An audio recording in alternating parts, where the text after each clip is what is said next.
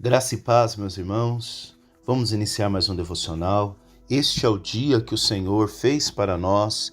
Eu quero trazer já no início desse devocional um versículo para nós abrirmos, esse momento de oração que se encontra em Romanos capítulo 10, versículo 19, que diz: de sorte que a fé é pelo ouvir e o ouvir pela palavra de Deus. Amém, meus irmãos? Saber que esta fé vem do Senhor, a fé que o Senhor acrescenta em nossas vidas. A fé vem pelo ouvir. Ouvir o quê? A palavra de Deus. E é sobre isso que nós vamos meditar hoje. Como é bom estar em contato com a palavra de Deus.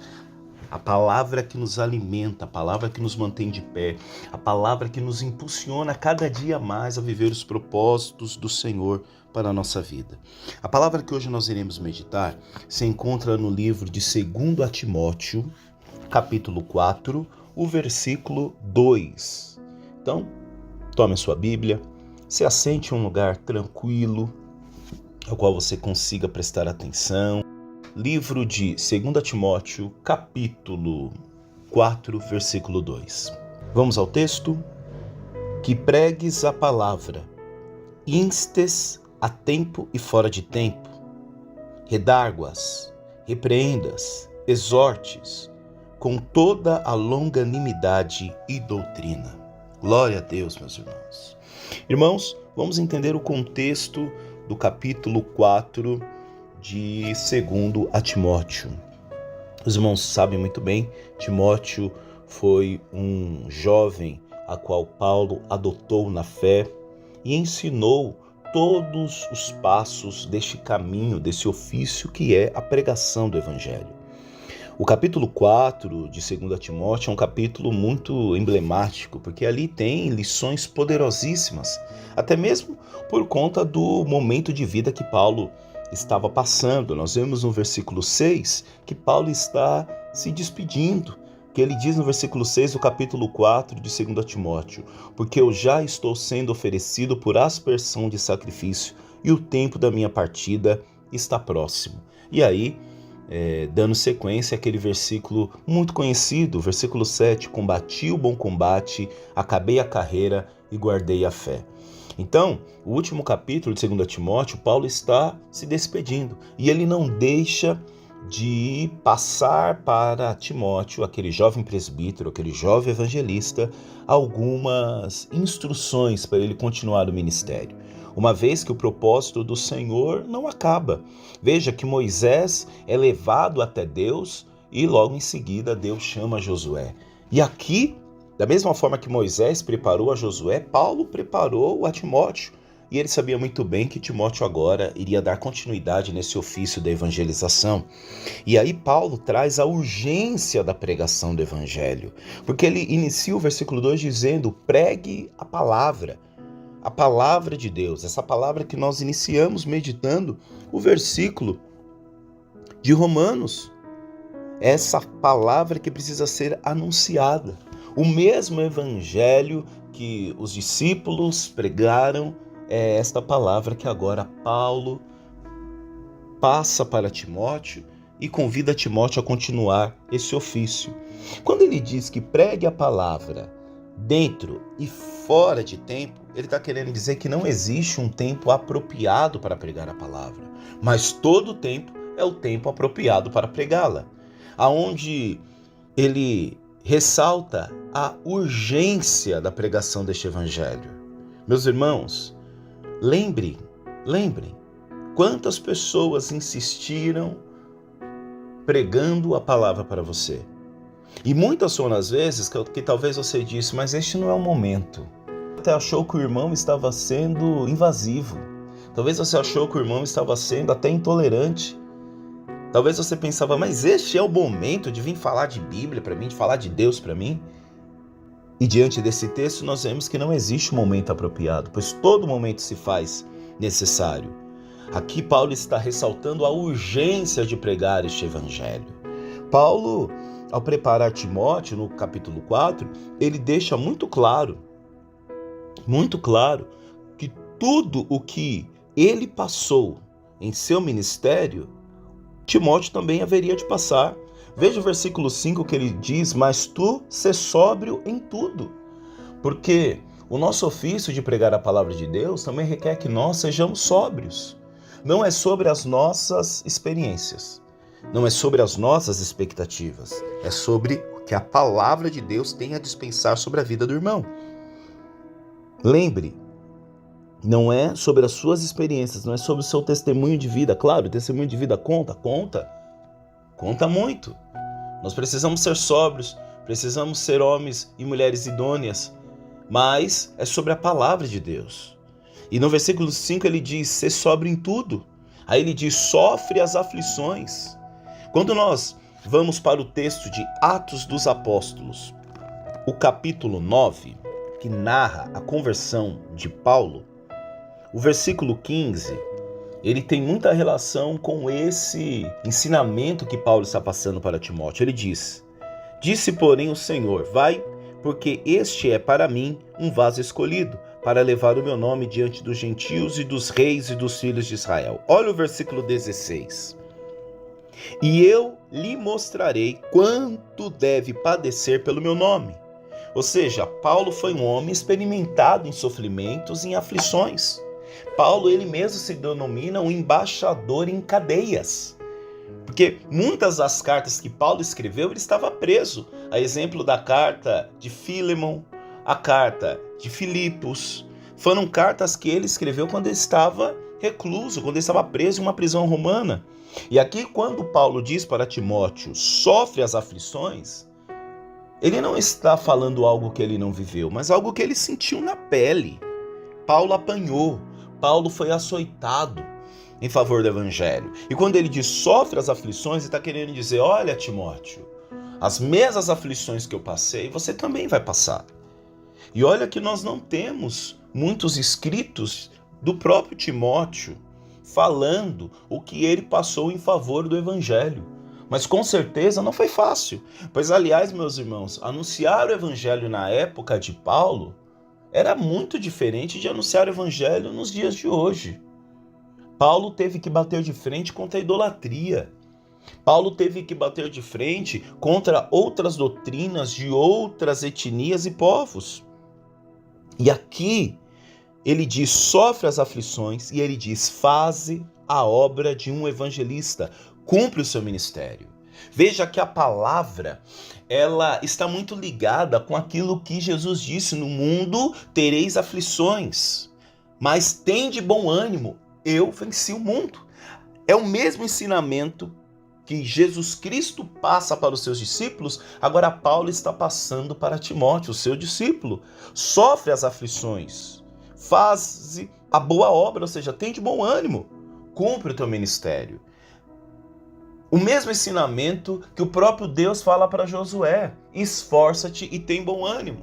Então, nesse nosso caminho de evangelização, nesse nosso caminho, meus irmãos, de pregar a palavra, dentro e fora do tempo, haverão aflições, mas nós precisamos nos manter e fazer a obra, cumprir o nosso ministério. E ele diz que a necessidade de pregar essa palavra dentro e fora é urgência.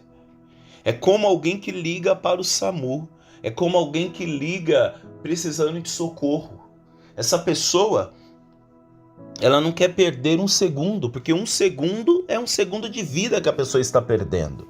E é essa urgência que Paulo quer trazer para Timóteo, no ofício, no trabalho, na pregação do evangelho. Aí ele começa a dizer as funcionalidades dessa palavra. Primeiro, redáguas, ou redaguir, né? E o que significa, né, redaguir?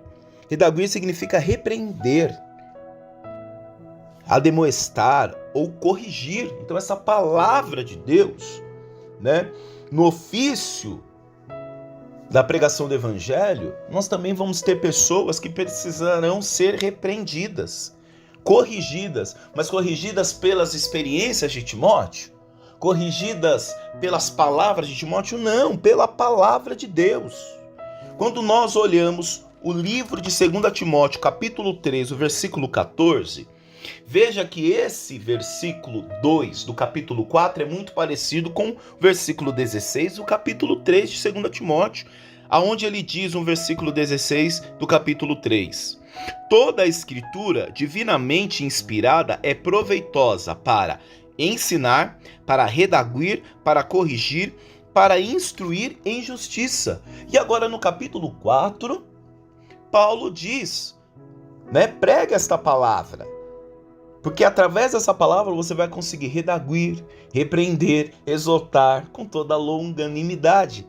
A mesma forma que Paulo se refere à palavra no capítulo 3 para correção, para redaguir, para repreender, ele atualiza no capítulo 4 dizendo para Timóteo. Então, qual que é a forma correta, meus irmãos? Chame o irmão de canto, abra o texto bíblico. Lembre-se, não é sobre a tua palavra, é sobre a palavra de Deus. E apresente a ele: olha, meu irmão, estou vendo, que você está indo para um lado, que não é um lado muito bom. E apresenta o texto bíblico. Mostra para ele, deixa a palavra de Deus ministrar ao coração dele. Outro ponto é repreensão. Mas, Vinícius, não é a mesma coisa? Tem coisas mais profundas aí, Por exemplo, exortar. Exortar significa ensinar. Estimule através dessa palavra. Então essa palavra também serve para exortar, para estimular. Tanto aquele que vai ouvir, como nós que estamos pregando. Porque muitas são as vezes, aliás, eu digo que todas as vezes, o primeiro a ouvir a pregação somos nós que estamos pregando. Agora tem um detalhe importante, ele diz com longanimidade. E o que é longanimidade, meus irmãos? Significa paciência, suportar contrariedades. Porque, meus irmãos, muitas serão as pessoas que vão ouvir a palavra, mas elas não vão se converter.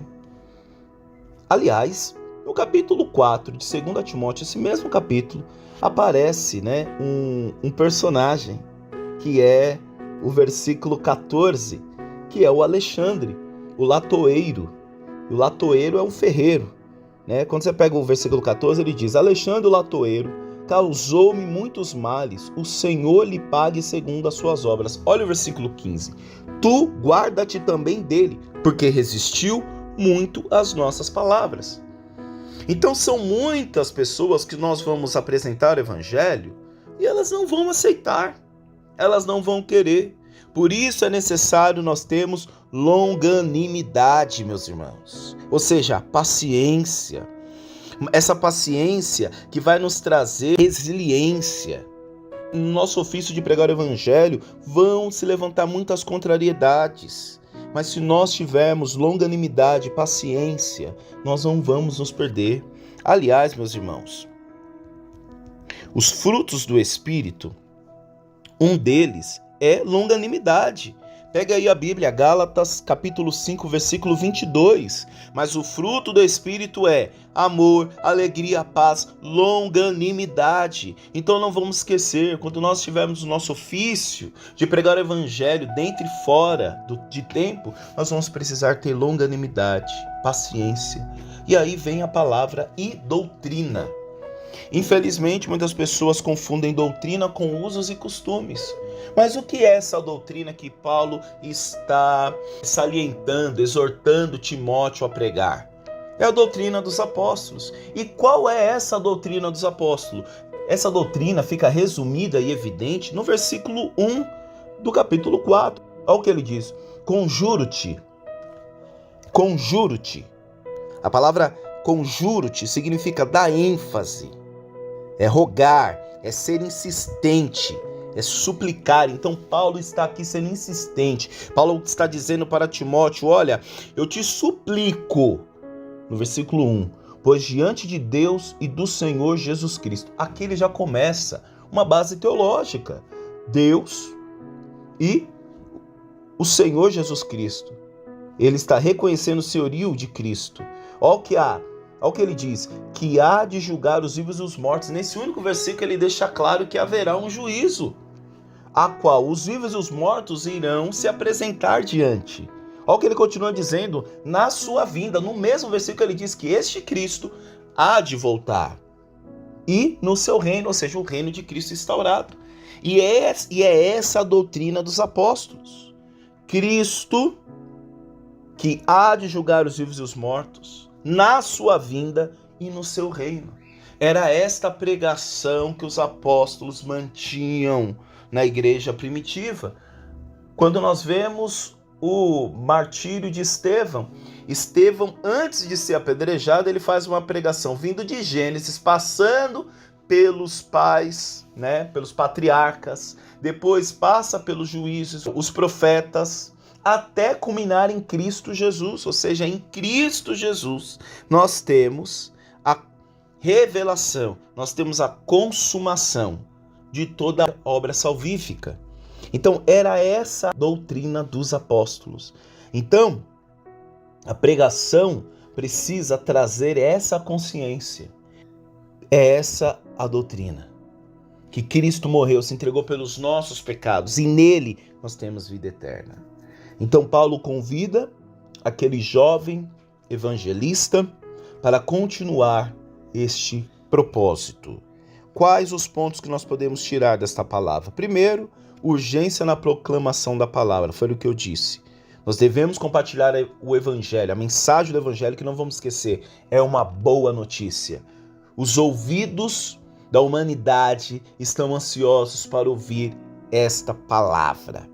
Outra coisa, equilíbrio no ensino e na correção. Lembre, nós precisamos ser equilibrados. Paciência, longanimidade. Não é por força, não vai ser pelo grito, não vai ser pela força do nosso braço, não será pela nossa técnica, meus irmãos. Equilíbrio, ensino na correção. Correção não é expor o irmão, correção não é sentenciar o irmão, correção não é julgar o irmão, correção é você apresentar uma palavra para ele e deixe que a palavra ministre o coração dele. Outro ponto, compromisso com a verdade. É o que Paulo diz sobre a doutrina. A palavra mesmo vai revelar qual é a doutrina. Não precisa florear, Não precisa enfeitar o pavão, como alguns dizem. É pregar a verdade da palavra. É o que a palavra está dizendo. E outro ponto importante é estarmos vigilantes. Porque uma vez que Paulo diz para pregarmos a palavra dentro e fora do tempo, significa que dentro e fora do tempo nós precisamos estar preparados para pregar esta palavra. Que o Senhor converta o nosso coração. Que o Senhor acrescente em nós longanimidade. Que o Senhor venha nos esclarecer a sua doutrina, para que nós venhamos pregar o evangelho dele.